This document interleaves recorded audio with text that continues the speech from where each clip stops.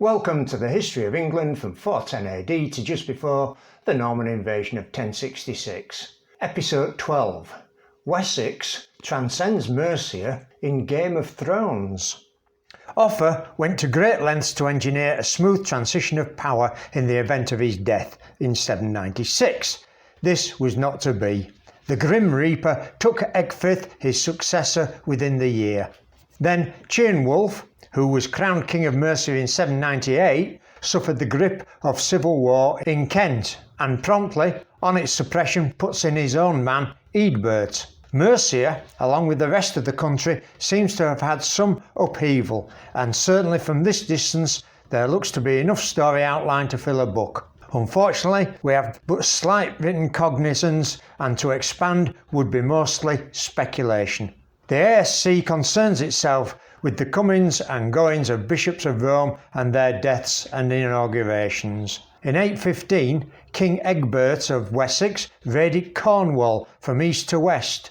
No more is said on the matter, but it illustrates that Wessex is starting to show some muscle. Over in Mercia, Ceolwulf was followed by Ceolwulf in 821, and in 823 Beowulf became king, and 2 years later finds him defeated by the rising Wessex under Egbert at the Battle of Ellendham. A note here, Ceolwulf is misnamed in the first entry of the ASC as Ceolwulf, which has led many histories getting it the wrong way round. Easily done when so many kings come and go, and all with similar names and ending in Wolf. Egbert follows the victory at Ellendham in the same year by sending his son Ethelwulf, along with Aelstan, his bishop, and an ealdorman, Wulfheard, and a great troop into Kent to drive Baldred, the king, northwards over the Thames. Where this Baldred came from or when he was made king is not disclosed. He just pops up. With this, it appears the people of Kent took sides with Egbert, suggesting Baldred was not popular, although it's worth saying here that the Frankish court over on the continent was now ruled by Louis the Pious, but it may have had a hand in some of the discontent via exiles at his court.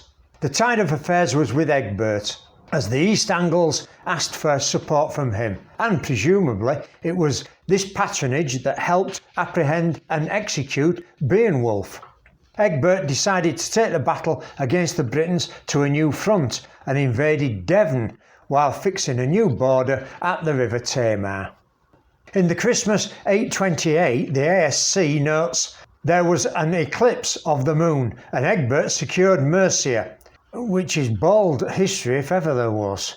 In the meantime, there had been a king of Mercia, Ludicia, but now Egbert from Wessex proclaimed himself Bretwalda. Egbert then went still further north into Northumbria. However, this campaign seems to have ended with a treaty whereby Northumbria recognised Egbert as Bretwalda, a judicious outcome as neither side had surety of winning. Also, Egbert may have had some victories, but it is recorded that in 830 Mercia obtained yet another king, Wiglaf. Complicated? We've only just got started. However, Egbert and Wessex were not strong enough to run the combined kingdoms as one. This is probably due to administration and the lack of ability to administer wider areas. There is better government management, but not yet good enough to rule more than maybe 100 miles distant. One thing that emerges as the 8th and 9th centuries progress is that the rule of the Kingdom of Wessex becomes more secure and integrated. This is probably helped by threats from Viking raids, and hence a pulling together against a common foe. But this early, there is not the civil service or its structure to command such an expanse.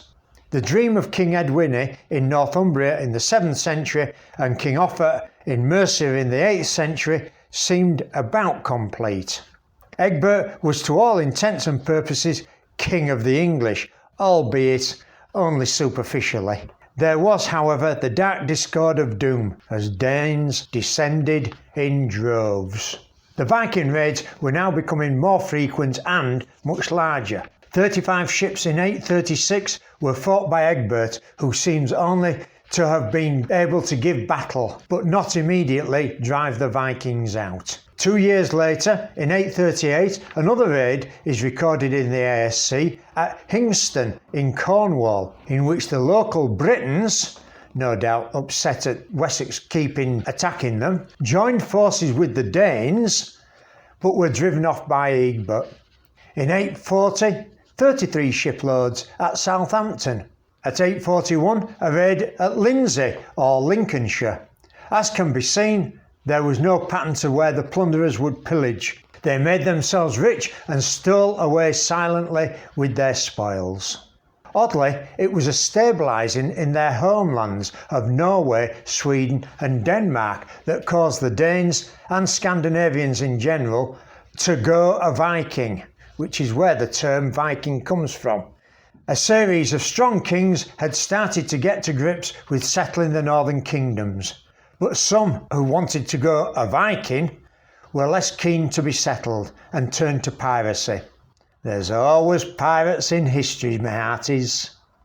The more northerly Norwegian fjords, along with the same Frisian sandbanks, pour forth their pirate fleets, as in the days of Hengist and the Anglo-Saxon incursions. There is the familiar wild panic as the black boats strike inland along the river reaches. The same sights of horror, firing of the homesteads, slaughter of the men, women raped and others driven off for slavery, children tossed on pikes or sold in the marketplace. A return to the English invasions of 300 years earlier, and in some ways more devastating, because this time they did not come to settle, just to rampage, roast and rape. Christian priests were again slain at the altar by the worshippers of Woden, for the Danes were still heathen. Letters, arts, religion and law disappeared before these Scandinavian scavengers, now merely a new incursion. But when the wild burst of the storm was lulled, land, people, government were effectively unchanged. The emergent England remained, for the few Danes who stayed were subsumed quietly into those around them. Woden yielded without too much of a struggle to the cross of Christ. The secret was that this latter invasion was not between two different races. One was essentially the antecedents of the other, related in blood and speech. In other parts of Europe the fighting was not so fierce, but neither was the ending so complete nor peaceful. In the 850s and 860s, the Vikings were ubiquitous in Ireland. Vikings who plundered the north of England and Scotland attacked another group of Vikings who were building up a hoard of booty. While the Irish, to distinguish the two, named the first invaders White Danes or Fingal, and the second invaders Black Danes or Dubgail, possibly their hair colour. A chief called Olaf eventually winning out and becoming the first Viking king of Ireland, before turning his attention to Scotland and plundering the area around the Clyde. York and Yorkshire were still part of Northumbria. It fell to the Vikings in 866. They had landed in East Anglia and made their way up through Lincolnshire, or Lindsey as it still was, crossed the Humber and attacked York. In the meantime, two claimants for the Northumbrian throne, Osbert, who had royal blood, and Eyre, who hadn't, and just chanced his arm, had been squabbling for the crown. Belatedly, they united against the invaders, only to be killed in battle inside the walls of York, where the ASC characteristically informs us great slaughter took place. Game of Thrones writ large. Eventually, in the same year, 866, peace was agreed, and the Vikings were now in control of Northumbria, but did not settle in any large numbers. Instead, turned their attention towards Mercia. Now, we must backtrack slightly to Wessex proper and Egbert in 838. He defeated a united band of Britons and Danes at Hingston Down, just across the Tamar River into Cornwall, and the following year his son Athelwulf, who took over the crown in 839, fought the Welsh and Danes, again defeating them. However, the power of the Viking advance seemed strengthened, not weakened. Ethelwulf was a king who led from the front and was noted in battle whether he won or lost. And there were multitudinous battles, the priests giving their support to defending the faith against the Vikings. Swithin, who afterwards would be sainted, became the confessor of Ethelwulf, and in a world where the afterlife was as real as the present, this gave great boost to the fighting spirit. Athelstan, Ethelwulf's eldest son, had been made King of Kent by decree of Egbert and held his small kingdom until his death in 851. Just at this time, Aelstern, Bishop of Sherborne, took up arms in a formidable way, defeating the Danes at the mouth of the River Parrot, which was the first complete victory over the Viking raiders.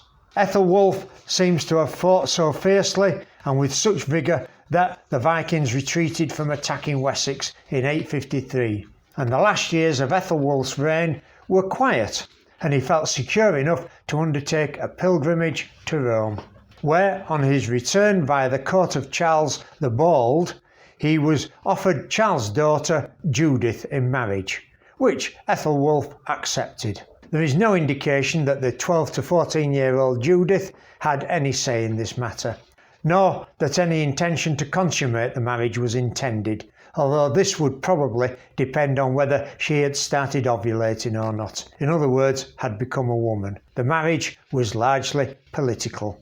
Having been on pilgrimage for over a year, Ethelwulf found on his return that his heirs were already laying claim to the throne. So to avoid civil war, he conceded the Wessex crown to Ethelbald and kept the newly acquired throne of Kent for his own. Although in the previous year it should be noted that a Viking raiding party had wintered on the Isle of Sheppey in the Thames Valley. These previous raids of the Danes, Norwegians and Swedes had merely been a vanguard. Ethelbald, Ethelwulf's third son, now took the throne until his death in 860, when Ethelbert, who had succeeded to the throne of Kent after his brother Athelstan had died, now succeeded to the entire kingdom. The Vikings were no longer attacking and leaving, although strangely the ASC does not give specific Viking encounters in these few years.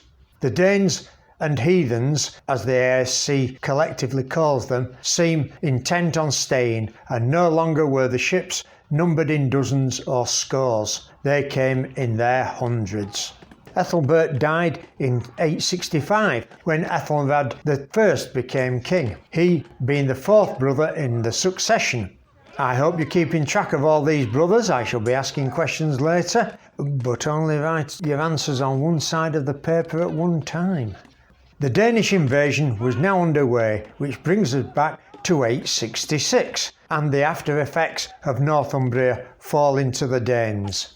They turned south-west into Mercia, where King Bered enlisted the help of Athelred and his youngest brother, Alfred, who in 867 came up into Mercia with an army and halted the Danes at Nottingham. This is the first mention in the ASC of Alfred, who the Victorians later gave the appellation Great. And the reason Athelred and Alfred came to the assistance of Burgred was that their sister Athelstwith was the Mercian queen.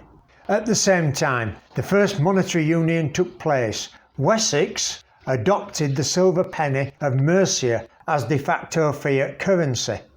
Wessex would get its cut of the profit while also benefiting from the stability that a currency which was known and had been in circulation for many years brings.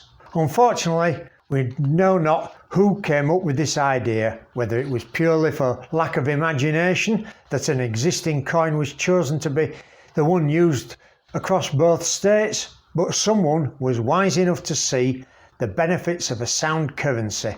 Perhaps King Offa is seen as a good person with money, and the stories have circulated. What we do know is it was the best option available at the time, and stamps Wessex as the realm to watch. The Peace of Nottingham in 867 allowed the men of Mercia and Wessex to go back to their farms. The peace was short-lived elsewhere. The Vikings now turned their attention to East Anglia, After residing a year back in Yorkshire, they went south down the east coast to Thetford and wintered there. They took battle with King Edmund, who was captured, tortured, tied to a tree and executed with arrows and stones, thus martyring him. The town where he was buried taking his name, St Edmundsbury, or Bury St Edmunds, where there was a monastery. The line of Edmund was ended with his death, and the kingdom of East Anglia as a separate entity ceased. The land was split between the Viking lords, and Guthrum assumed its crown. In Northumbria, the Dane Halfdan was king. The great monasteries of the Fens now became the object of slaughter and pillage. Peterborough, Crowland and Ely went up in flames, and their monks fled or were slain amidst the ruins. Mercia was again under threat, and in 870 paid the Danes tribute in the Old English geld, hence Danegeld. The advance had been rapid, in part made easier by the disregard with which the previous kings had been held. The conquest was merely a change of ownership from one landlord to another. The language was virtually the same, and where disputed, ease of use prevailed. Then the Vikings turned towards Wessex in 871, making their way up the Thames to Reading, where there were 4 battles that left the position undecided. Then another large raiding army landed in the summer and increased the pressure. Ethelred I seems to have wasted time between the Peace of Nottingham and now, as nothing appears to have been done to prepare Wessex for the Viking advance. There were a further 2 battles, and then 2 months later Ethelred died, leaving his younger brother Alfred king.